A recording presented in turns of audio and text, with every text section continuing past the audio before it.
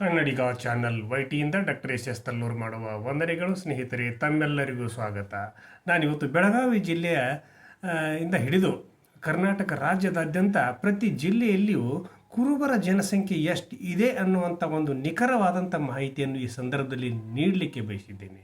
ಯಾಕಂದ್ರೆ ಕುರುಬ ಜನಸಂಖ್ಯೆಗೆ ಅನುಗುಣವಾಗಿ ಕರ್ನಾಟಕದಲ್ಲಿ ಆ ಒಂದು ಸಮುದಾಯಕ್ಕೆ, ಜನಾಂಗಕ್ಕೆ ರಾಜಕೀಯ ಸ್ಥಾನಮಾನಗಳು ಸಿಕ್ಕಿಲ್ಲವೇನೋ ಅನ್ನುವಂಥ ಭಾವನೆಗಳು ಕೂಡ ಆ ಸಮುದಾಯದಲ್ಲಿ ಹರಿದಾಡ್ತಾ ಇರೋದನ್ನು ಕೂಡ ನಾನು ಗಮನಿಸಿ ಈ ಸಂಚಿಕೆಯನ್ನು ಮಾಡ್ತಾ ಇದ್ದೀನಿ.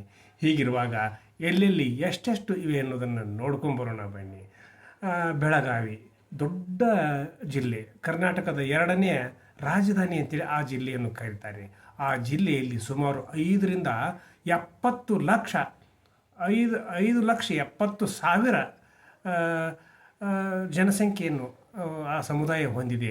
ಆದರೂ ಕೂಡ ಈ ಒಂದು ಜಿಲ್ಲೆಗೆ ಒಬ್ಬ ಶಾಸಕನನ್ನು ಯಾವುದೇ ಪಕ್ಷವು ಕೂಡ ನೀಡಿಲ್ಲ ಇಲ್ಲಿವರೆಗೆ. ನಮ್ಮ ಬೆಳಗಾವಿಯ ಹುಲಿ ಅಂತೇಳಿ ಕರಿತಿದ್ರು, ರಾಯಬಾಗ್ ಹುಲಿ ವಸಂತರಾವ್ ಪಾಟೀಲ್ರು. ಅವರನ್ನು ಹೊರತುಪಡಿಸಿದರೆ ಬೆಳಗಾವಿ ಜಿಲ್ಲೆಯಲ್ಲಿ ಇನ್ನೂ ಕೂಡ ಯಾವುದೇ ಒಬ್ಬ ವ್ಯಕ್ತಿಗೆ ಯಾವುದೇ ಒಂದು ಪಕ್ಷ ಟಿಕೆಟನ್ನು ನೀಡಿಲ್ಲ ಮತ್ತು ಶಾಸಕ ಹಾಗೂ ಶಾಸಕರನ್ನಾಗಿ ಮಾಡಿಲ್ಲ.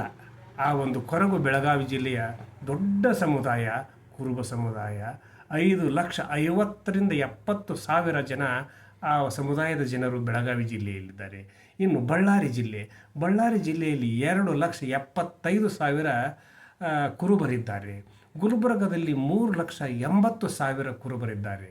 ಕೊಪ್ಪಳ ಜಿಲ್ಲೆಯಲ್ಲಿ 3,50,000 ಕುರುಬರ ಜನಸಂಖ್ಯೆಯ ಇದೆ ಎನ್ನುವಂಥ ವರದಿಗಳನ್ನು ಈ ಸಂದರ್ಭದಲ್ಲಿ ನಾನು ತಿಳಿಸಲಿಕ್ಕೆ ಬಯಸಿದ್ದೀನಿ. ಇನ್ಮೇಲೆ ಬಾಗಲಕೋಟೆಯಲ್ಲಿಯೂ ಕೂಡ 3,96,000 ಮತದಾರರನ್ನು ಹಾಗೂ ಜನಸಂಖ್ಯೆಯನ್ನು ಹೊಂದಿರತಕ್ಕಂಥ ಒಂದು ಬಲಾಢ್ಯ ಸಮುದಾಯ ಕುರುಬ ಸಮುದಾಯ ಅನ್ನೋದನ್ನು ಇಲ್ಲಿ ನಾನು ಉಲ್ಲೇಖ ಮಾಡಲಿಕ್ಕೆ ಬಯಸ್ತೀನಿ. ಆಮೇಲೆ ಬೆಂಗಳೂರು 1,20,000 ಜನಸಂಖ್ಯೆಯನ್ನು ಹೊಂದಿರತಕ್ಕಂಥ ಜಿಲ್ಲೆ.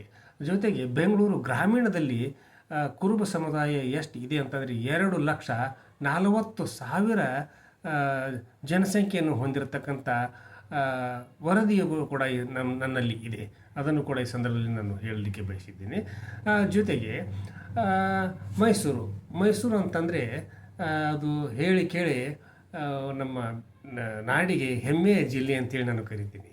ಆ ಜಿಲ್ಲೆಯಲ್ಲಿ 1,75,000 ಅಂದರೆ 86,000 ಜನಸಂಖ್ಯೆಯನ್ನು ಹೊಂದಿರತಕ್ಕಂಥದ್ದು ಕುರುಬ ಸಮುದಾಯ.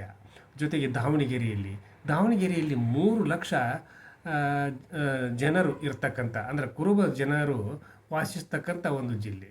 ರಾಯಚೂರು 1,80,000 ಜನಸಂಖ್ಯೆಯನ್ನು ಹೊಂದಿರತಕ್ಕಂಥದ್ದು, ಅದು ಕುರುಬ ಸಮುದಾಯದ ಜನಸಂಖ್ಯೆಯನ್ನು ಹೊಂದಿರತಕ್ಕಂಥ ಜಿಲ್ಲೆ. ಆಮೇಲೆ ಗದಗ ಜಿಲ್ಲೆಯಲ್ಲಿ 2,00,000 ಕುರುಬ ಸಮುದಾಯದವರಿದ್ದಾರೆ. ಜೊತೆಗೆ ಚಿಕ್ಕಬಳ್ಳಾಪುರದಲ್ಲಿ ಸುಮಾರು 3,00,000 ಕುರುಬ ಸಮುದಾಯದ ಜನಸಂಖ್ಯೆ ಇದೆ. ಆಮೇಲೆ ರಾಮನಗರದಲ್ಲಿ ಅಲ್ಲಿ ಸ್ವಲ್ಪ ಕಡಿಮೆ ಇದೆ ಅಂತೇಳಿ ನಾನು ಭಾವಿಸ್ತೀನಿ. ಅಲ್ಲಿ 70,000 ಜನಸಂಖ್ಯೆಯನ್ನು ಹೊಂದಿರತಕ್ಕಂಥ ರಾಮನಗರ ಜಿಲ್ಲೆ. ಆಮೇಲೆ ಹಾವೇರಿಯಲ್ಲಿ 4,00,000 ಜನರನ್ನು ಹೊಂದಿರತಕ್ಕಂಥ ಒಂದು ಬಲಿಷ್ಠವಾದಂಥ ಒಂದು ಸಮುದಾಯ ಅಂತಂದರೆ ಅದು ಕುರುಬ ಸಮುದಾಯ. ಆಮೇಲೆ ತುಮಕೂರಿನಲ್ಲಿ 3,68,000 ಜನಸಂಖ್ಯೆಯನ್ನು ಹೊಂದಿರತಕ್ಕಂಥ ಸಮುದಾಯ ಕುರುಬ ಸಮುದಾಯ. ಚಿತ್ರದುರ್ಗದಲ್ಲಿ 2,00,000, ಮಂಡ್ಯದಲ್ಲಿ 2,50,000 ಜನರನ್ನು ಹೊಂದಿರತಕ್ಕಂಥ ಸಮುದಾಯ ಅದು ಕುರುಬ ಸಮುದಾಯ.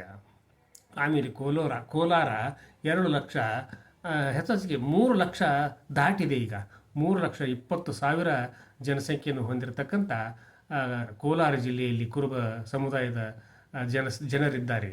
ಜೊತೆಗೆ ಚಿಕ್ಕಮಗಳೂರಿನಲ್ಲಿ 2,50,000 ಜನಸಂಖ್ಯೆಯನ್ನು ಹೊಂದಿರತಕ್ಕಂಥ ಸಮುದಾಯ ಇದು ಕುರುಬ ಸಮುದಾಯ. ಆಮೇಲೆ ಶಿವಮೊಗ್ಗ ಜಿಲ್ಲೆಯಲ್ಲಿ 3,68,000 ಜನಸಂಖ್ಯೆಯನ್ನು ಹೊಂದಿರತಕ್ಕಂಥ ಕುರುಬ ಸಮುದಾಯದ ಜನರು ಆ ಒಂದು ಜಿಲ್ಲೆಯಲ್ಲಿ, ಶಿವಮೊಗ್ಗ ಜಿಲ್ಲೆಯಲ್ಲಿ ವಾಸಿಸ್ತಾ ಇದ್ದಾರೆ.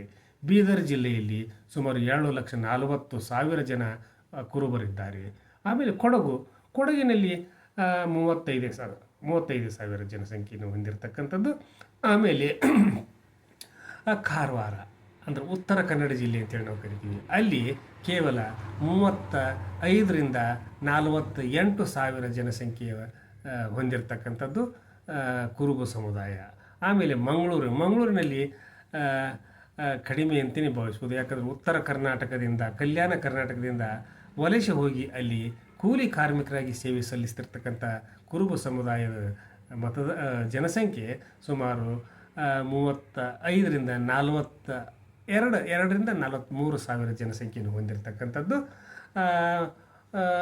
ಆಮೇಲೆ ಮಂಗಳೂರು 38ರಿಂದ 46 ಆಸುಪಾಸಿನಲ್ಲಿ ಆ ಸಮುದಾಯದ ಜನರು ಆ ಒಂದು ಮಂಗಳೂರಲ್ಲಿ ವಾಸಿಸ್ತಾ ಇದ್ದಾರೆ.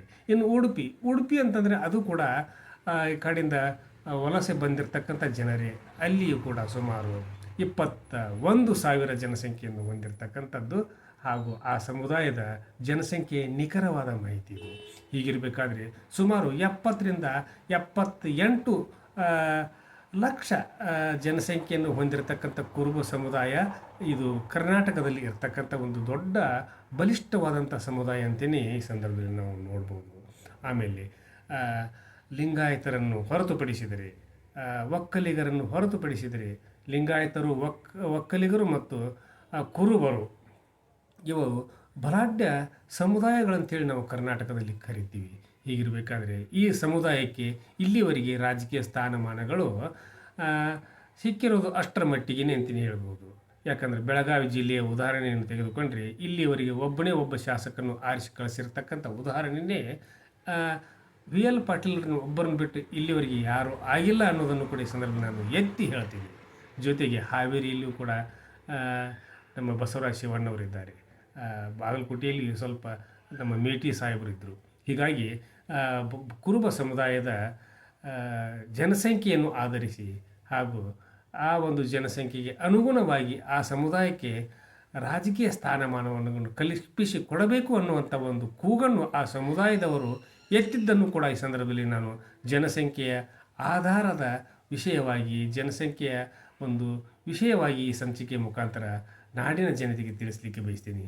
ಈ ಒಂದು ಸಮುದಾಯ, ಕುರುಬ ಸಮುದಾಯ ಅಂತಂದರೆ ಇದು ನಿಜಕ್ಕೂ ಕೂಡ ಹಾಲು ಮತದ ಸಮುದಾಯ. ಹಾಲು ಮತ ಸಮುದಾಯದ ಪ್ರತಿಯೊಬ್ಬರಿಗೂ ಕೂಡ ರಾಜಕೀಯ ಸ್ಥಾನಮಾನಗಳು ಸಿಗಲಿ, ಅವರು ಕೂಡ ಎಲ್ಲರಂತೆ ಮುಂದೆ ಬರಲಿ ಅನ್ನುವಂಥ ಒಂದು ಸಂದೇಶದೊಂದಿಗೆ ಇವತ್ತಿನ ಸಂಚಿಕೆಯನ್ನು ಇಲ್ಲಿಗೆ ಮುಗಿಸುವುದಕ್ಕಿಂತ ಪೂರ್ವದಲ್ಲಿ ಕನ್ನಡಿಗ ಚಾನಲ್ YT ಇದು ನಿಮ್ಮೆಲ್ಲರ ಚಾನಲ್ಲು, ಸಮಸ್ತ ಕನ್ನಡಿಗರ ಚಾನಲ್ಲು. ಕನ್ನಡಿಗ ಚಾನಲ್ YTಗೆ ಇಲ್ಲಿವರೆಗೆ ಯಾರು ಸಬ್ಸ್ಕ್ರೈಬ್ ಆಗಿಲ್ವೋ ಪ್ರತಿಯೊಬ್ಬರು ಕೂಡ ಸಬ್ಸ್ಕ್ರೈಬ್ ಮಾಡಿರಿ, ಶೇರ್ ಮಾಡಿರಿ, ಲೈಕ್ ಮಾಡಿರಿ, ಕಮೆಂಟನ್ನು ಕೂಡ ನನ್ನ ಜೊತೆಗೆ ಹಂಚಿಕೊಡ್ರಿ. ಫೇಸ್ಬುಕ್ ಹಾಗೂ ಇನ್ಸ್ಟಾಗ್ರಾಮ್ಗಳಲ್ಲಿಯೂ ಕೂಡ ನೀವು ನನ್ನ ಕನ್ನಡಿಗ ಚಾನಲ್ YTಯನ್ನು ವೀಕ್ಷಿಸ್ಬೋದು. ಅಲ್ಲಿಯೂ ಕೂಡ ನನ್ನ ಕನ್ನಡಿಗ ಚಾನಲ್ YTಗೆ ಸಂಬಂಧಿಸಿದಂತೆ ನಿಮ್ಮೆಲ್ಲರ ಆಶೀರ್ವಾದ, ಪ್ರೋತ್ಸಾಹ ಇರಲಿ ಅಂತ ಕೇಳ್ಕೊಳ್ತಾ ಇವತ್ತಿನ ಸಂಚಿಕೆಯನ್ನು ಇಲ್ಲಿಗೆ ಮುಗಿಸಿ ನಾಳಿನ ಸಂಚಿಕೆಯೊಂದಿಗೆ ತಮ್ಮ ಜೊತೆಗೆ ಹಾಜರಾಗ್ತೀನಿ. ಅಲ್ಲಿವರೆಗೂ ನನ್ನ ನಮಸ್ಕಾರ.